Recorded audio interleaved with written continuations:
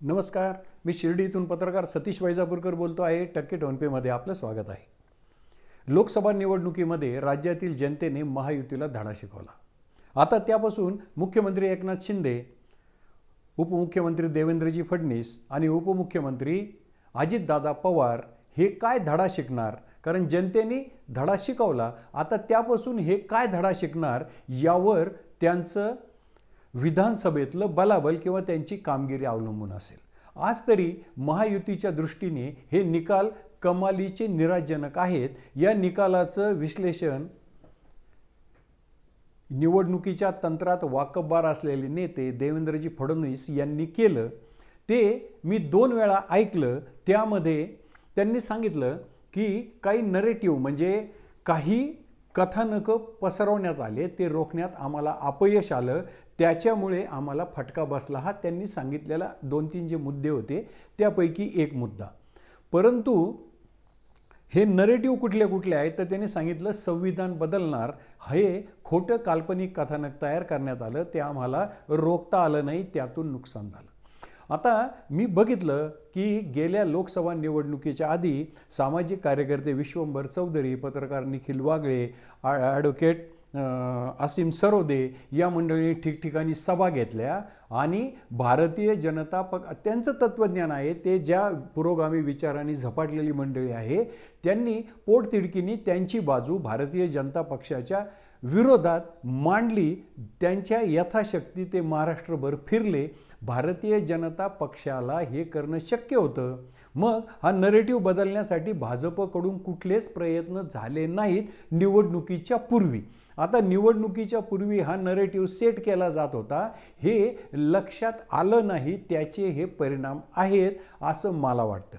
आता भारतीय जनता पक्षाकडे असं नरेटिव्हचे खंडन करणारी मंडळी नाहीत का? तर आहेत, पण भारतीय जनता पक्षाला त्याची गरज वाटत नाही. माध्यमांमध्ये परिस्थिती अशीच आहे. माध्यमांमध्ये सुद्धा भाजपच्या विचाराचे, राष्ट्रवादी विचाराचे किंवा भाजपचं समर्थन करणारे पत्रकार असावेत. मात्र आता जी भाऊगर्दी दिसते आहे ते बघून हसावे की रडावं असं वाटतं. नगर जिल्ह्यातले किमान मला असे 2 ते 3 पत्रकार म्हणून घेणारी मंडळी मुख्यमंत्री उपमुख्यमंत्र्यांच्या दौऱ्यात मुंबईहून शिर्डीत आली, शिर्डीत त्यांच्याबरोबर मिरवली आणि आम्हाला त्यांनी मोठ्या आनंदाने त्यांचं आणि मुख्यमंत्र्यांसोबतचं चॅट दाखवलं, उपमुख्यमंत्र्यांसोबतचं चॅट दाखवलं, देवेंद्रजींसोबत चॅट दाखवलं.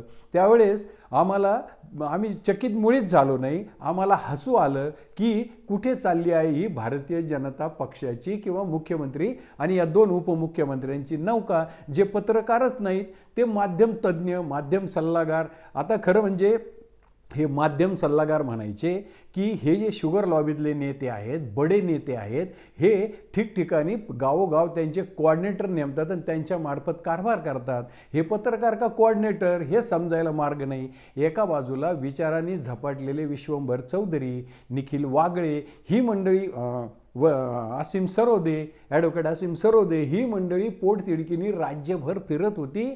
भाजपच्या विरोधात शक्य होईल तो रान पेटवत होती आणि भाजपची मंडळी मात्र गटजोड करण्यामध्ये कोण नेते आपल्यामध्ये, आज किती इनकमिंग झालं, आज किती बडे नेते आपल्यात आले, असं चित्र माझ्यासारख्या सामान्य माणसाला तरी दिसत होतं.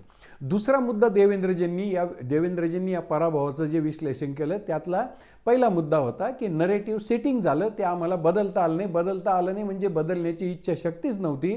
तुमच्याकडे असलेल्या माणसांना म्हणजे जे मोठे पत्रकार असतील, चांगले वक्ते असतील, समजा डॉक्टर उदय निरगुडकर आहेत, त्यांनी भारताच्या वाटचालीबद्दल 1 तासाचं सुंदर भाषण देतात. ते जरी सगळीकडे झालं असतं तरी बऱ्यापैकी फरक पडला असता. भारतीय जनता पक्षाला म्हणजे जगातली सगळ्यात मोठी पार्टी वगैरे असलेल्यांना सामान्य पत्रकार आणि हे त्यांच्या गोटातले जे काही विचारवंत वक्ते असतील त्यांची गरज लागली नाही. एवढेच नाही, भाजपचे प्रदेशाध्यक्ष म्हणाले, भाजपचे राष्ट्रीय अध्यक्ष म्हणाले, आम्हाला राष्ट्रीय स्वयंसेवक संघाची सुद्धा गरज नाही. त्यामुळे असं जर असेल तर मग खालच्या लोकांना या बाकीच्या मंडळीची गरज असण्याचं कारण नाही. मुद्दा क्रमांक 2. मुद्दा क्रमांक दुसरा जो मांडला देवेंद्रजींनी तो एवढा चकित करणारा आहे, विचार करायला लावणारा आहे, थक्क करायला लावणारा आहे. त्यांनी सांगितलं कोकणात शिवसेनेला एकही जागा म्हणजे उभाटा सेनेला एकही जागा मिळाली नाही. ती का मिळाली नाही तर शिवसेनेची तिथे शक्तीच नाही. मुंबईतलं सुद्धा त्यांनी वर्णन असं केलं, एका ठराविक समाजाच्या एक गठ्ठा मतदानामुळे एका विधानसभेला एवढं मोठं लीड मिळालं की ते उरलेल्या 4-5 विधानसभा निवडणुकीचं लीड त्यांनी भरून काढलं, म्हणून आपल्या तिथे जागा गेल्या. ठीक आहे, ते तांत्रिक मुद्दे त्यांनी मांडलेले बरोबर असतील, पण ज्यावेळेस त्यांचं हे मी वाक्य ऐकलं, कोकणात एकही जागा शिवसेनेला म्हणजे उबाटा सेनेला जिंकता आली नाही, तर माझ्या डोळ्यासमोर असं चित्र उभं राहिलं.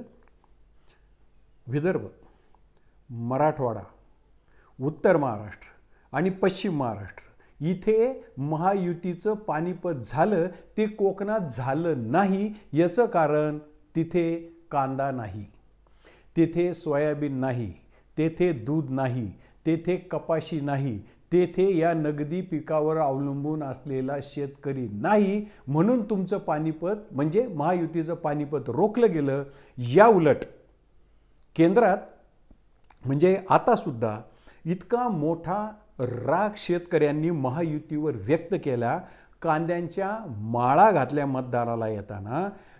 महायुतीच्या उमेदवारांना कांद्याच्या, सोयाबीनच्या, दुधाच्या प्रश्नावरून गावोगाव रोखलं, तरीही आजही या बाबतीत काही करावंसं महायुतीच्या नेत्यांना, मुख्यमंत्र्यांना आणि या 2 उपमुख्यमंत्र्यांना काहीही वाटत नाही.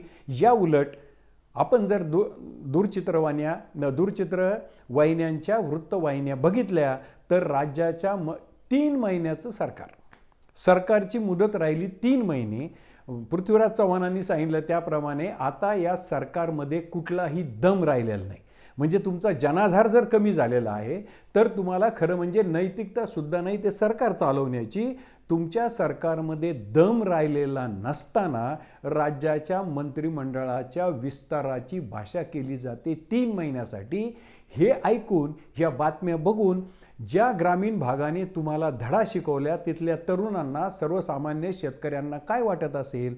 केंद्रात कुठल्या पक्षाला म्हणजे ज्यांना 2-2, 4-4 जागा, 7-7, 8-8 जागा म्हणजे अजितदादांच्या पक्षाला तरी एकच जागा मिळाली, त्याच्या मंत्रिपदावरून ज्यावेळेस वाद विवाद, नाराजी नाट्य, एकमेकांच्या विरुद्ध विधानं हे ज्यावेळेस आपण ऐकतो त्यावेळेस शेतकऱ्यांना, ज्यांच्या कांद्याला भाव नाही, सोयाबीनला भाव नाही, दुधाला भाव नाही, कपाशीला भाव नाही, अशा मंडळींना, ज्यांचा राग अजून ओसरला नाही, अशा मंडळींना या महायुती सरकारबद्दल काय वाटत असेल याची कल्पना किमान मुख्यमंत्री आणि 2 उपमुख्यमंत्र्यांनी करायला हवी.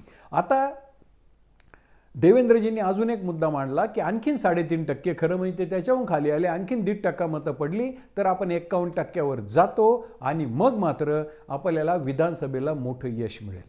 खरं सांगायचं म्हणजे विदर्भात कापसामुळे फटका बसला, मराठवाड्यात कापूस, कांदा प्लस मराठा आरक्षणाने फटका बसला, उत्तर महाराष्ट्रात सोयाबीन, दूध आणि कांद्याने रडवलं, पश्चिम महाराष्ट्रात सोयाबीन, कांदा आणि दुधानं दमछाक केली. हे सगळं माहीत असताना देखील वेड्याचं मत पांघरून वेड घेऊन पेडगावला जाण्यात काहीही अर्थ नाही. महायुतीच्या पराभवाला जशी भ्रष्ट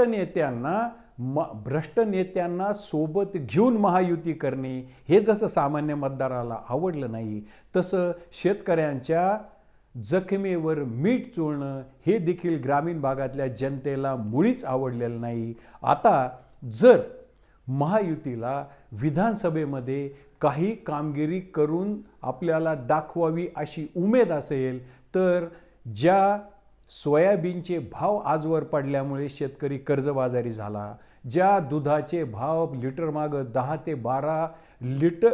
ते 12 रुपयांनी पडल्यामुळे शेतकरी कर्जबाजारी झाला, ज्या कापसाचे भाव पडले आणि त्यामुळे तो कापूस अद्यापही त्याच्या घरात आहे, त्याचा तोंड दाबून बुक्क्याचा मार सहन करावा लागतो, त्याच्यामुळे कर्जबाजारी झाला, जो कांदा पाकिस्तानात 70, 80, 100 पर्यंत गेलेला असताना 15-20 रुपयांनी त्याने ते कांदा त्याला विकावा लागला, त्यामुळे कर्जबाजारी झाला.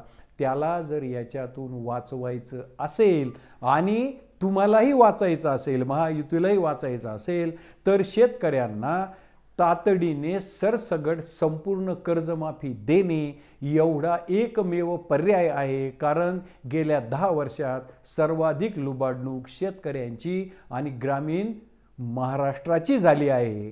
दुधाला तातडीने पुन्हा अनुदान देणे, पूर्वलक्षी प्रभावाने देणे, ज्या दिवशीपासून अनुदान बंद झालं त्या दिवशीपासून देणे, हे मराठा आरक्षणावर सन्मानजनक तोडगा काढणे आणि माध्यमांमध्ये आणि सोशल मीडियावर जी दर्पोक्ती करणारे म्हणजे गर्व दाखवणारे, गर्विष्ठपणे बोलणारे नेते, समोरच्याला हिणवणाऱ्या रील्स मीम्स या ज्या काही आहे त्याला तातडीने आळा घालणे, या अशा गोष्टी केल्या तरच महायुती तरेल. शेतकऱ्यांचं शोषण झालं आहे, त्यांना कर्जमाफी मिळाली तरच पुन्हा सांगतो महायुती विधानसभेला तरेल. नाहीतर काय होईल हे केवळ आपल्यालाच नव्हे तर महायुतीच्या नेत्यांना देखील ठाऊक आहे. महायुतीचं लोकसभेत झालेलं पानिपत आणि विधानसभेकडे जाणारी महायुती, विधानसभेकडे निघालेली महायुती याचं मी केलेलं विश्लेषण आपणास आवडलं असेल तर माझं टक्के टोनपे हे चॅनल सबस्क्राईब करा, लाईक करा, शेअर करा. जय हिंद, जय महाराष्ट्र.